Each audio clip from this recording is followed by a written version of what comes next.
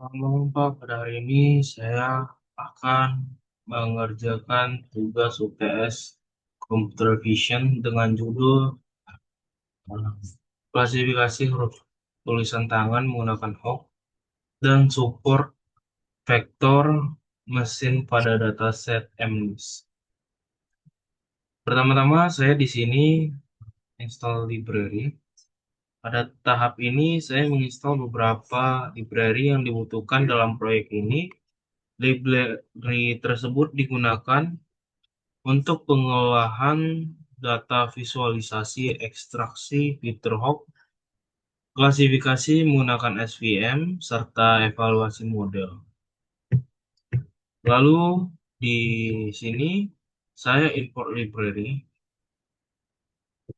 Di sini saya mengimport seluruh library yang diperlukan. Nampi digunakan untuk memanipulasi data Numbreak, Matplotlib, dan Seaborn digunakan untuk visualisasi. Hawk digunakan untuk ekstraksi fitur, SVM digunakan untuk proses klasifikasi, sedangkan Grid Search digunakan untuk mencari parameter terbaik. Lalu di tahap ini, di codingan ini yang import OS ini, saya memeriksa apakah folder dataset tersedia atau tidak di lokasi yang telah saya berikan ini di sini. Tujuannya itu untuk memastikan file dataset itu dapat diakses oleh program. Dan di sini outputnya yang keluar true, yang berarti bisa. Lalu di sini di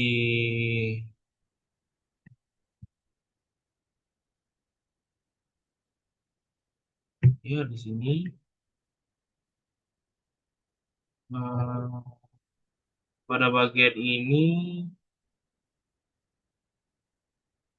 eh, saya mengubah direktori kerja ke folder database sehingga file database dapat dipanggil secara langsung tanpa harus menuliskan alamat lengkapnya berulang kali. Baru di sini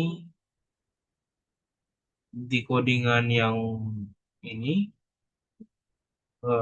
di sini saya memuat dataset MNIST letters menggunakan fungsi lokal MNIST. Dataset terdiri dari data gambar huruf tulisan tangan dan label yang menunjukkan kelas huruf masing-masing gambar. Di sini saya menampilkan salah satu contoh gambar dari dataset. Data yang awalnya berbentuk vektor diubah menjadi matriks 28 kali 28 pixel agar dapat divisualisasikan sebagai gambar huruf tulis tangan. Di codingan selanjutnya, eh, ini fungsinya untuk memeriksa jumlah data gambar dan jumlah label untuk memastikan seluruh data berhasil dimuat dengan lengkap. Dan di sini data label sama dengan data label string 1 itu mulai dari angka 1, menggunakan labelnya itu mulai dari angka 1. Jadi kayak saya mengurangi seluruh label sebanyak 1 agar indeks kelas dimulai dari 0 sehingga lebih sesuai dengan kebutuhan algoritma machine learning. Di codingan selanjutnya,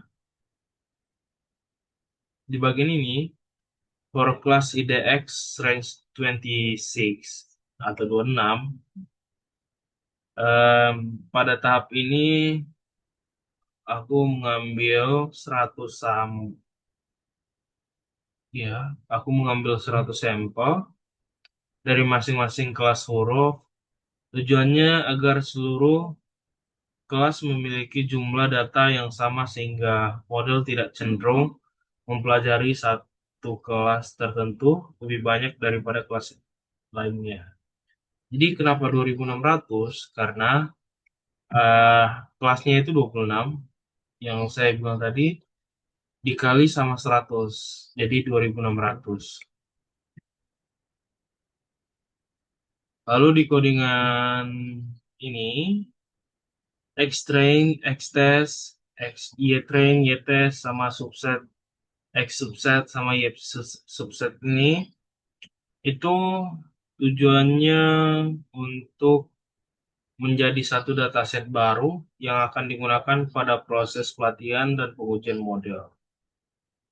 Lalu untuk codingan, kita masuk di fitur extraction. Jadi untuk suara ini di sini,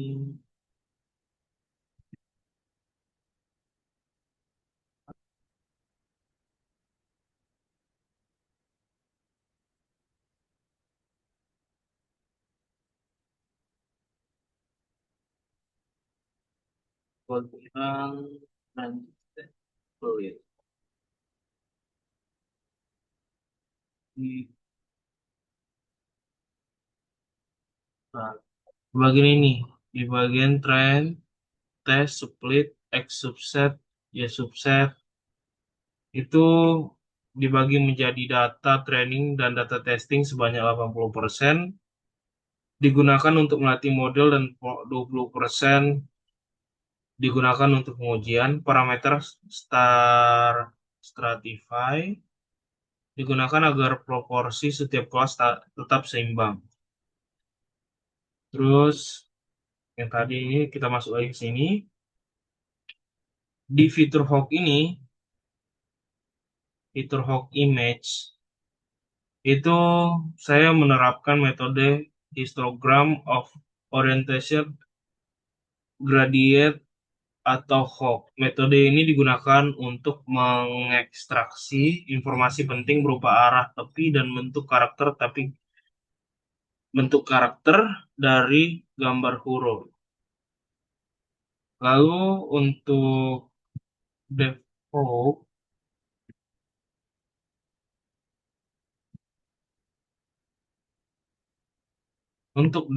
fitur, nah ini di bagian ini, saya membuat fungsi khusus melakukan ekstraksi fitur Hawk secara otomatis pada seluruh gambar sehingga proses tidak perlu dilakukan satu persatu. Di codingan ini juga saya menentukan parameter Hawk yang digunakan, lalu di extend Hawk dan extest Hawk itu eh, merupakan data training dan testing diubah menjadi fitur Hawk sehingga dapat digunakan sebagai masukan bagi algoritma klasifikasi. Lalu kita masuk ke classification. Ini kita masuk di ke klasifikasi. Di param grid ini eh, saya menyiapkan beberapa kombinasi parameter SVM yang akan diuji. Parameter tersebut meliputi nilai C, jenis kernel, dan gamma. Lalu di SVM atau bisa disebut SVM sama dengan SVC, ini saya membuat model SVM menggunakan grid search untuk mencari kombinasi parameter terbaik lah secara otomatis dia. Lalu di grid search eh, ini model untuk menggunakan data training, dia dilatih menggunakan data training yang telah diekstraksi fiturnya menggunakan Hawk. Lalu kita masuk ke base model grid search ini.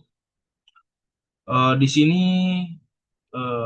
saya setelah yang tadi proses pencarian parameter selesai, saya mengambil model dengan performa terbaik untuk digunakan pada tahap pengujian. Jadi kita masuk lagi ke evaluasi. Jadi y-test yang di codingan ini itu digunakan untuk memprediksi kelas huruf dari data testing yang sebelumnya belum pernah dilihat oleh model. Ini hasilnya, outputnya. Lalu masuk ke evaluasi model.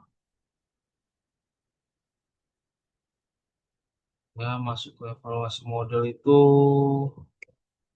dia menggunakan, nah, di sini akurasi skor dan klasifikasi reporting itu apa sih itu? Jadi itu untuk tahap evaluasi, mengukur performa model menggunakan metrik akurasi, presisi, rekal, dan F1 core untuk mengetahui kualitas klasifikasi yang dihasilkan. Lalu di sini ada confusion matrix.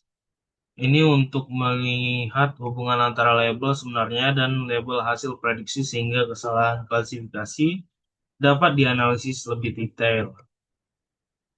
Lalu masuk ke index random sample.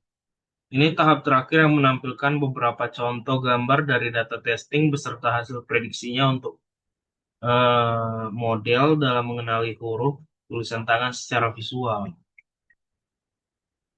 Di sini kita bisa lihat hasil kualifikasinya. Jadi dia ngepredik R dan betul R. Saya coba cari yang salah. Nah, di sini dia predik H, padahal di sini yang benarnya itu M. Jadi dia termasuk machine learning lah. Jadi kesimpulannya itu saya berhasil melakukan klasifikasi huruf tulisan tangan menggunakan metode Hawk sebagai ekstraksi fitur dan SVM sebagai algoritma klasifikasi Hawk digunakan untuk mengambil karakteristik bentuk huruf. Sedangkan SVM digunakan untuk membedakan setiap kelas huruf berdasarkan fitur yang telah diperoleh. Kombinasi kedua metode tersebut menghasilkan model yang mampu mengenali huruf tulisan tangan dengan baik. Sekian dari presentasi saya. Terima kasih, Pak.